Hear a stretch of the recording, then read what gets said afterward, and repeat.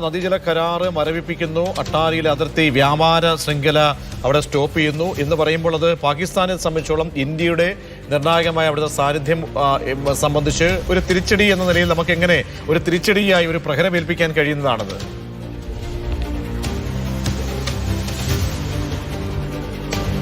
തീർച്ചയായിട്ടും ഈ രണ്ട് കരാറുകൾ സിന്ധു നദീജല കരാർ മരവിപ്പിക്കുന്നതോടൊപ്പം തന്നെ അട്ടാരിയിലെ അതിർത്തി അടയ്ക്കുക കൂടി ചെയ്യുന്നത് വ്യാപാര രംഗത്ത് കടുത്ത നിയന്ത്രണങ്ങൾ പാകിസ്ഥാൻ വരുന്നു എന്നുള്ളതാണ്. അത് എത്രത്തോളം പാകിസ്ഥാനെ ബാധിക്കുന്നു എന്നുള്ളത് നേരത്തെ തന്നെ ഇന്ത്യ പാകിസ്ഥാനുണ്ടായിരുന്ന മോസ്റ്റ് ഫേവേർഡ് നേഷൻ എന്നുള്ളൊരു പദവി എടുത്തു കളയുന്ന ഒരു സാഹചര്യം ഉണ്ടായിരുന്നു. ഇതിന് പിന്നാലെയാണ് ഇപ്പോൾ ഇക്കാര്യത്തിൽ ഒരു തീരുമാനം കൂടി വരുന്നത്. വലിയ തോതിൽ പാകിസ്ഥാന്റെ സമ്പദ്ഘടനയെ തന്നെ ബാധിക്കുന്ന ഒരു സാഹചര്യമാണ് ഈ തീരുമാനത്തിലൂടെ വരുന്നത് എന്നുള്ള കാര്യം നമ്മൾ മറക്കരുത്. ഇപ്പോൾ തന്നെ പാകിസ്ഥാനിൽ ആഭ്യന്തര പ്രശ്നങ്ങൾ വലിയ തോതിലുണ്ട്. സാമ്പത്തിക പ്രതിസന്ധി അതീവ രൂക്ഷവുമാണ് പാകിസ്ഥാനിൽ. ആ ഒരു സാഹചര്യത്തിലാണ് ഇപ്പോൾ ഈ അട്ടാരി വഴിയുള്ള വ്യാപാരവും നിർത്തിക്കൊണ്ടുള്ള ഒരു തീരുമാനത്തിലേക്ക് ഇന്ത്യ പോയിരിക്കുന്നത്. പ്രസിഡന്റ്, പിന്നെ ഈ പറഞ്ഞ രീതിയിലാണെങ്കിൽ എന്തായാലും നമുക്ക് ഈ പൊതുസമൂഹത്തെ കൂടി അല്ലെങ്കിൽ അന്താരാഷ്ട്ര സമൂഹത്തെ കൂടി കാര്യങ്ങൾ ബോധ്യപ്പെടുത്തുക എന്ന നിലയിലേക്ക്, കാരണം ഇന്നിപ്പോൾ വിദേശകാര്യ മന്ത്രാലയത്തിൻ്റെ വാർത്താസമ്മേളനമാണ് അറിയിക്കുന്നത്. അപ്പോൾ അവിടെ ഒരു നയപരമായ നയതന്ത്ര തലത്തിലുള്ള ഒരു നീക്കം സംബന്ധിച്ചാണല്ലോ വാർത്താസമ്മേളനത്തിലൂടെ വരുന്നത്. സൈനികമായിട്ടുള്ള ഒരു കാര്യമല്ല അവരെ സംബന്ധിച്ചോളം അവർ അറിയിക്കുക എന്നുള്ളത്. അപ്പോൾ നയതന്ത്ര തലത്തിൽ അല്ലെങ്കിൽ ഇരു രാജ്യങ്ങളും തമ്മിലുള്ള ബന്ധത്തിലെ ഈ ഇപ്പോഴത്തെ നിലനിൽക്കുന്ന സാഹചര്യങ്ങൾ അത് വിച്ഛേദിക്കുക എന്ന് പറയുമ്പോൾ അത് എത്രത്തോളം ഗൗരവത്തോടുകൂടി ഒരു താക്കീതായി മാറുന്നുണ്ട്. താക്കീതിനപ്പുറത്തേക്ക് അതൊരു പ്രായോഗിക തലത്തിലേക്ക് വരുമ്പോൾ എന്നത് വളരെ പ്രധാനപ്പെട്ടതല്ലേ? കാരണം ഇതുവരെ പ്രസിഡന്റ് സൂചിപ്പിച്ചതുപോലെ പല ഉലച്ചിലുകളും ഇരു രാജ്യങ്ങളും തമ്മിൽ ഉണ്ടായപ്പോഴും എടുക്കാത്ത സമീപനങ്ങൾ ഇപ്പോൾ സ്വീകരിക്കുന്നെങ്കിൽ അത് എത്രത്തോളം താക്കീതാണ്?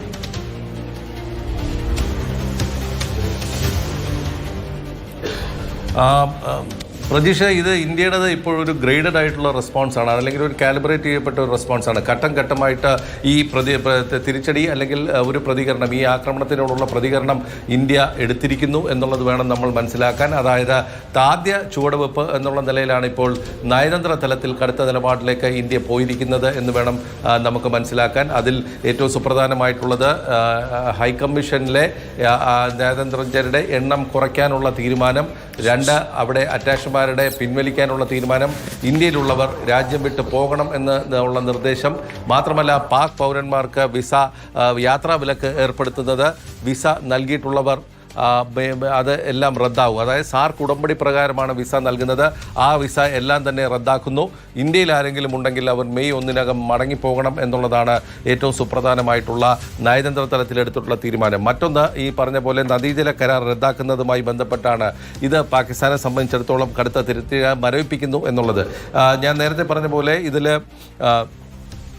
നിരവധി യുദ്ധങ്ങൾ ഇന്ത്യയും പാകിസ്ഥാനും ഉണ്ടായിരുന്നപ്പോഴും ഈ നദീജല കരാർ മരവിപ്പിക്കാൻ അല്ലെങ്കിൽ അതിൽ നിന്ന് പിന്മാറാനോ ഒന്നും തന്നെ ഇന്ത്യ തയ്യാറായിരുന്നില്ല. ഇപ്പോൾ ആ ഒരു തലത്തിലേക്ക് നീങ്ങുന്നു. വലിയ തോതിലുള്ള സമ്മർദ്ദം ഇന്ത്യക്ക് മേൽ അല്ലെങ്കിൽ സർക്കാരിന് മേൽ ഈ നദീജല കരാറിൽ നിന്ന് പിൻവാങ്ങണമെന്നുള്ള തരത്തിൽ വന്നിരുന്നു.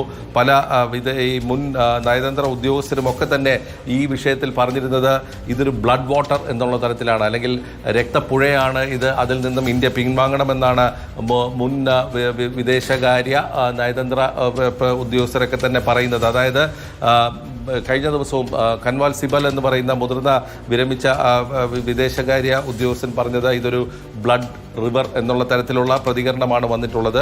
ഇത് മരവിപ്പിക്കേണ്ട വളരെ അത്യാവശ്യമാണ് എന്നുള്ളതാണ് അദ്ദേഹം വ്യക്തമാക്കിയത്. അപ്പോൾ വലിയ സമ്മർദ്ദം സർക്കാരിൻ്റെ ഭാഗത്തു നിന്ന് വന്ന ഒരു സാഹചര്യത്തിലാണ് ഇപ്പോൾ നയതന്ത്ര തലത്തിൽ തന്നെ ഇക്കാര്യത്തിലൊരു നടപടിയിലേക്ക് സർക്കാർ നീങ്ങിയിരിക്കുന്നത്. ഇത് പാകിസ്ഥാന് ഒരു മുന്നറിയിപ്പാണ് എന്നുള്ള കാര്യത്തിൽ സംശയമില്ല. മാത്രമല്ല, വിക്രം മിശ്രി പറഞ്ഞത് മറ്റ് എന്ത് നടപടി എടുക്കാനും ഞങ്ങൾക്ക് അവകാശമുണ്ട്, അത് ഞങ്ങൾ എടുത്തിരിക്കും, സ്വീകരിക്കും എന്ന് തന്നെയാണ് ഇപ്പോൾ അദ്ദേഹം വ്യക്തമാക്കിയിരിക്കുന്നത്.